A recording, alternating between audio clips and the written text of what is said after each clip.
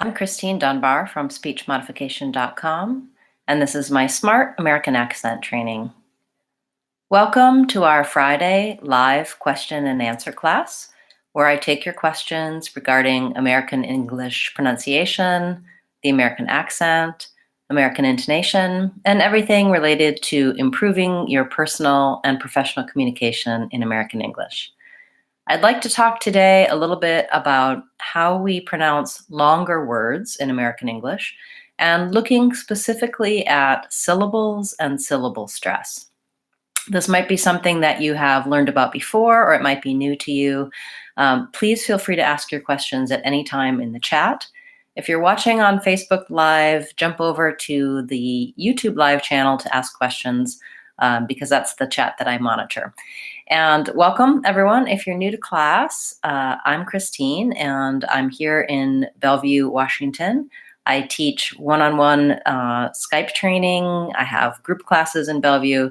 And of course, I have my YouTube channel where I have playlists and live classes, many videos, and resources to help you with American accent training. So we do this weekly class, and oftentimes people will ask me questions about things that they find challenging. So feel free to ask those at any time, and I'll be checking your questions and answering them. So let's talk a little bit about pronunciation of longer words in English. Something that's useful to know is that we may have some errors on longer words, and sometimes it's because longer words are more challenging for pronunciation, for saying the sounds in the words. But many times it has more to do with the intonation of the word, which is which part of the word is stressed and which part of the word is unstressed. And basically what that means is some of the word is typically longer and clearer, and some of the word is quicker and unstressed. Not unclear necessarily, but we aren't necessarily saying all of the vowel sounds the way they're spelled or the way we might think they're said. So in longer words, one of the errors that non-native speakers tend to have is that they're too even across the syllables. You can hear how when I give even stress across syllables, it sounds not very fluent. So it ends up sounding accented, sounding a little bit harder to understand, and it doesn't have the rhythm patterns of the American English if you're too even and careful across syllables. We'll look at some examples of this, and I'll help you change that pattern, learn to sound more American and pronounce these words correctly in the course of this class.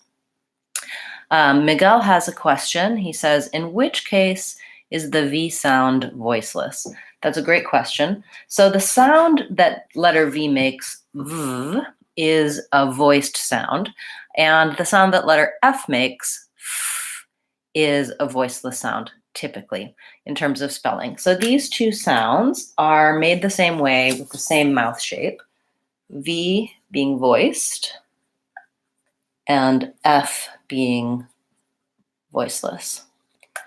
Sometimes when we have the V sound at the ends of words, people might have a tendency to say the F sound when they should be saying a voiced sound. So words like have and give might accidentally sound like half and gif. And you really do want to have voicing on that V in all of those cases.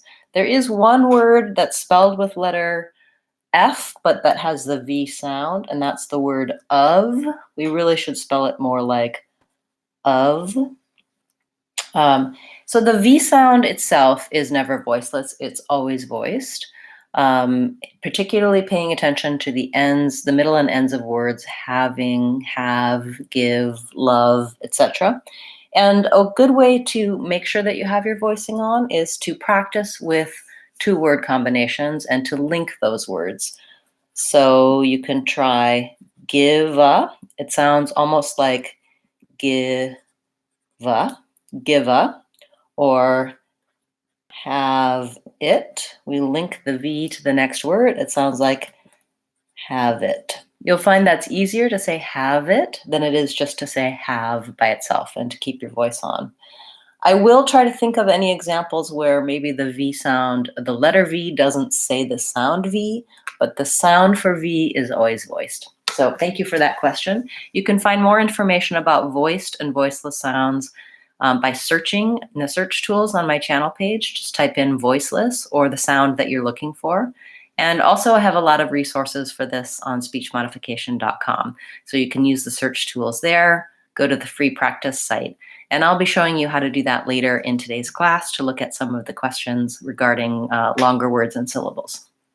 So hello, everyone who's just joined the class. Thank you for your questions. I'll read through them now.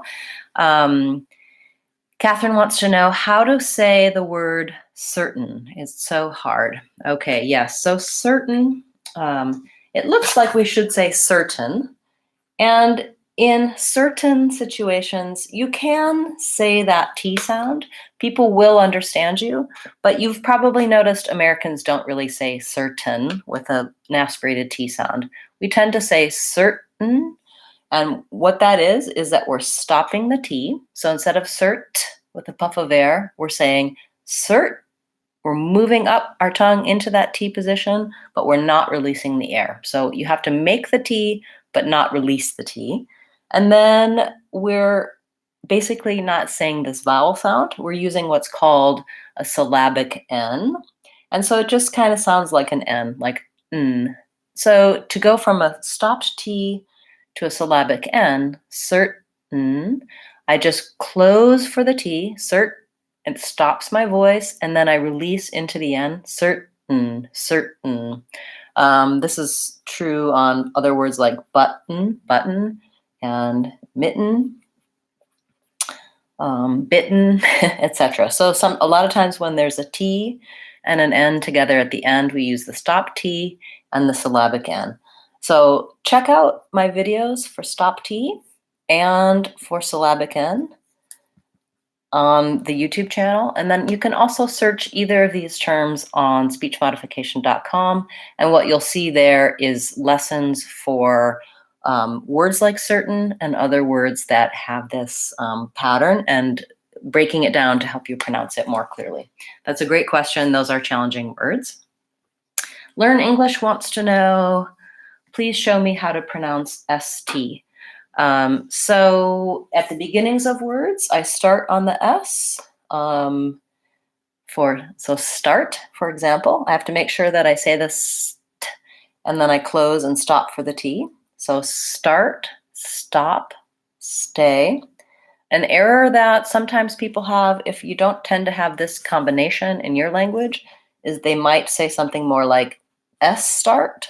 They're saying the name of the letter S instead of just starting with the sound. So to correct that error, just start with the sound S by itself, and then add the rest of the word. Start, stop. And this works for other combinations with S and other consonants like school, stay, space, etc. At the ends of words, like last or past or best, watch out for that T dropping off. Sometimes people will try to say best or past, and it'll sound more like best or pass. So make sure when you're saying your S that you go then into the T and that there's a aspirated T sound. We really do hear those T's. Last night, past times. Of course, if I'm saying last night, I might use a stopped T where I'm saying last and I move into the T position and don't release the air. Just like when I was talking about the word certain, Americans often use a stopped T there. To be safe, say last and make sure that you fully say the T. And then once you are sure that you're not dropping that T off at the ends of words, then you can begin to learn that American pattern of the stop T. It is more challenging, and it's always okay to say last and best with both the S and the T sounds. So follow up to Miguel's question. He says, for instance, how to pronounce native speaker, native speaker. Let's see, I'm a native speaker of English, native speaker. I still use voicing on native. I'm not really lingering on that V, native speaker. I'm moving right from the V to this native speaker, but I don't want it to sound like native speaker. You can hear the difference. My F is voiceless, it's noisy, native speaker versus native speaker. It's easier, like I said before, to say the V sound and then a word that begins with a vowel. Like Native American is a little bit easier. So practice on that first and then try the more challenging combination of going from the V to the S in speaker. Thanks for the follow-up question. Another question, what is the correct pronunciation of the word influence? That's a good question.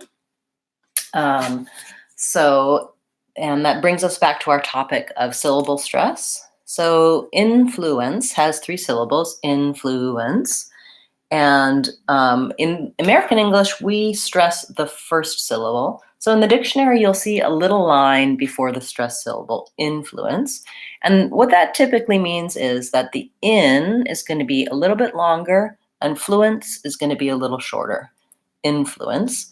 The IPA, or the sounds in this word, are vowel I, as in it and did, the N, the U, flew, influence. And then I think it's kind of an I, it's unstressed here at the end, influence.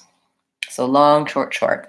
And a good way to get that patterning of longer and short, short is to start at the end. Just try fluence, fluence, light and quick on those syllables, and then longer on the in.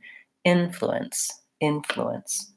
Then once you can say the word by itself, try in some short phrases. We need to influence the customers. She had a lot of influence over her sons, etc. That's a good suggestion. I hope that helps you with that word. And you can learn about these different vowel sounds on my vowels playlist or on my videos for vowel I. That'll help you. And also my videos about syllable stress can help you with longer words like influence. Marciela wants to know, how can I pronounce thrilled? When I try to pronounce it, it always sounds like I'm saying 3-year-old. Okay, so probably you've noticed right away that thrilled does not have an E sound. So oftentimes when we see the spelled letter I, we think of E because in our native language it would say an E sound. But in the word thrilled, it's the sound I, the same sound as in didn't and different. And then you're also saying 3-year. You're probably struggling putting the TH and the R together. So you can start by making sure that you can say a TH easily, tongue resting between the teeth, and then that you can say an R easily, tongue back and tight, So to go from the front TH to the back I kind of have my tongue already ready for the R. So a way to try saying that is to try saying rilled, rilled. So my tongue is getting ready and thinking ahead of the R. And then once you can say rilled easily, try putting the TH at the front. Thrilled, thrilled. So rilled, thrilled. And when I'm saying the TH in the word thrilled, my tongue is already a little bit ready for that back R. It's tense and back. It is challenging. You can look at my video for THR words like through and throw, and that's going to help you get that TH part. And then look at my video for vowel I, and that's going to help you with that vowel sound. So thrilled. Very challenging word. Anytime we have combinations of sounds that are challenging all in one word, it can be extra difficult to say it. So thank you for the suggestion to talk about that word. Great questions today, guys. So let's get back to our topic of talking about longer words. And so one of the things I mentioned is that we have a tendency to have too even of stress across the syllables. And also sometimes we might stress the incorrect syllable. So an example of that would be, for example, the word developer. I sometimes hear people stressing the first syllable, and it sounds more like developer or developer instead of developer. And so the word developer has second syllable stress, which means the sound vel should be longer and the first and last syllables should be shorter. So developer, there's actually 4 syllables. We want to be light and unstressed on these syllables, developer. So stretching the vel is going to help me have that sound and have the correct syllable stress. And then what happens with the vowel sounds in a word like developer is that I don't say developer because it's not stressed on the first syllable. So, for example, the word decent has first syllable stress. And so then I do say the E sound, decent, but not developer, developer. So the vowel becomes reduced and it's more of the I sound, devel. And then I also don't say the O in that word because that's also reduced. So I say a schwa, a developer. Again, so we'll see these vowels, the I and the schwa vowels in the unstressed syllables, and we see a clear vowel and a long syllable for the stressed syllable. So it kind of sounds like de, vel, per, developer. If you look in the dictionary and you look at the pronunciation guide in the dictionary, it's going to show you the stressed syllable by putting a little line before the stressed syllable. Sometimes that's useful once you learn to read that. For me, it's more helpful to listen to the word, and so I like the online dictionaries. For example, the Oxford Learner's Dictionary is great for this, and I'm going to show you how to use that and how to listen to it, because once I hear it and repeat it, it's easier for me to change my pattern. If I had a tendency to stress the incorrect syllable, I can listen and repeat, and that's going to help me make that change. So let's look at oxfordlearnersdictionary.com, and I'll show you that. You can also find a lot of help for this on speechmodification.com, and I'll show you that as well. But if I'm looking at Oxford Learners Dictionaries, let's look at another word that I hear mispronounced sometimes. We'll look at the word myself. So in the word myself, I often hear people stressing the first syllable like myself. I'll do it myself. Or same thing with himself, herself. We actually need to stress, sorry, I'm getting spam on the dictionary website. That's strange. So I'm going to have to close that window. So when I'm saying the word myself, I want to have second syllable stress. So I'm going to show you that here on the dictionary. And so there'll be a little line before the syllable self. And what I wanted to show you is that it's really helpful to listen to it. So I'm typing in my word myself.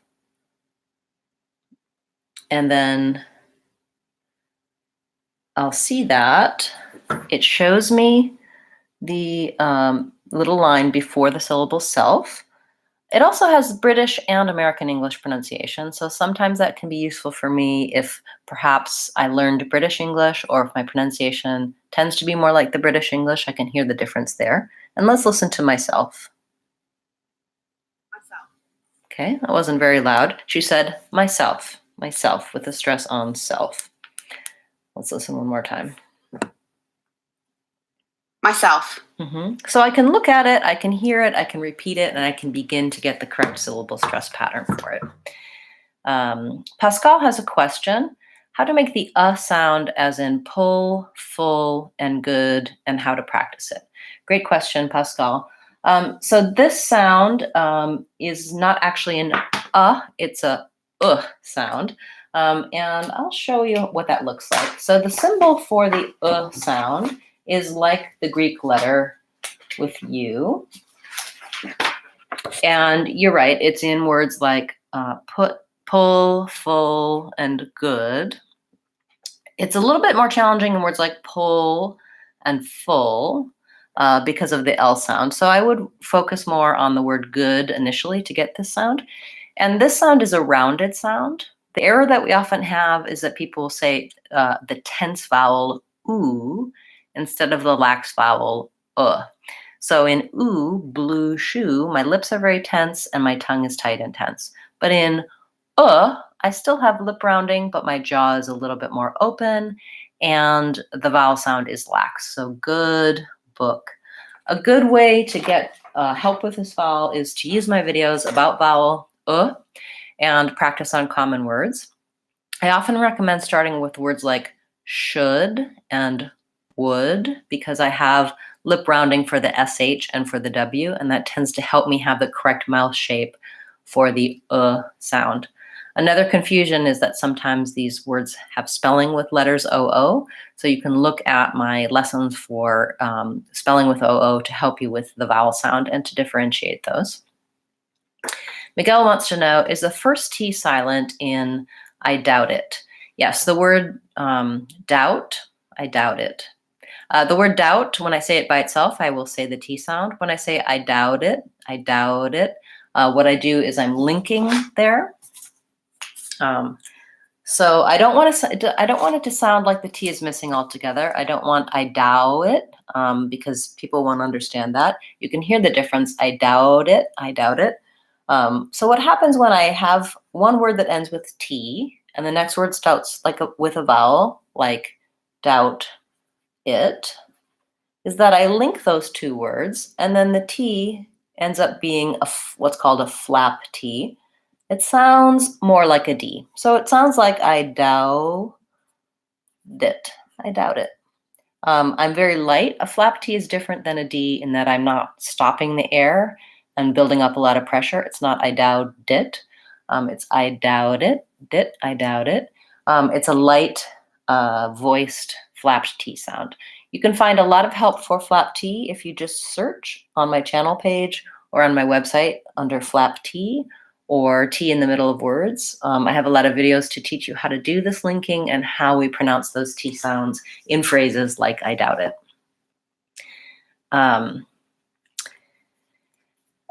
Pascal wants to know if I'm talking a bit slower in the video in my teaching than I do in real life and casually, and if I speak more quickly and reduce more in my real life.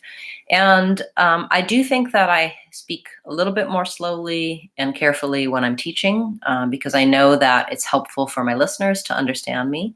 But overall, I just use my real speech when I'm teaching as well. The only times that I would slow down more is if I'm giving examples and I'm trying to make sure that I'm very clear for all my listeners. My rate of speech tends to be a little bit too fast in some cases, and so I intentionally am slowing down a little bit in some of my videos, but there's not a significant difference between my everyday language and the way I teach. That's a good point, though, that you make, and at some point, perhaps I'll make a video of me speaking more conversationally, and so that you can hear the way I speak in that case. That's great. Good. Okay, so we've had a lot of really good questions today. We've been talking a little bit about syllable stress, and I think that this is an important topic, so we will return to it again next week, talk some more about it. In next week's class, I'd like to talk to you about how we stress nouns versus verbs and some resources for that, and also resources for longer words in general. So we looked at the online dictionary today and how to stress words. I also have a lot of videos for you about how the stress changes in words. So for example, in words like product, production, and productivity, we have a different syllable stress in those words and it changes my vowel sounds. So product has first syllable stress. Productivity, or productivity, I think I say productivity. Productivity has the third syllable stress, and production has second syllable stress. Production. So those are our short and long syllables. And so we'll talk about how vowels change when the syllable stress changes in similar words.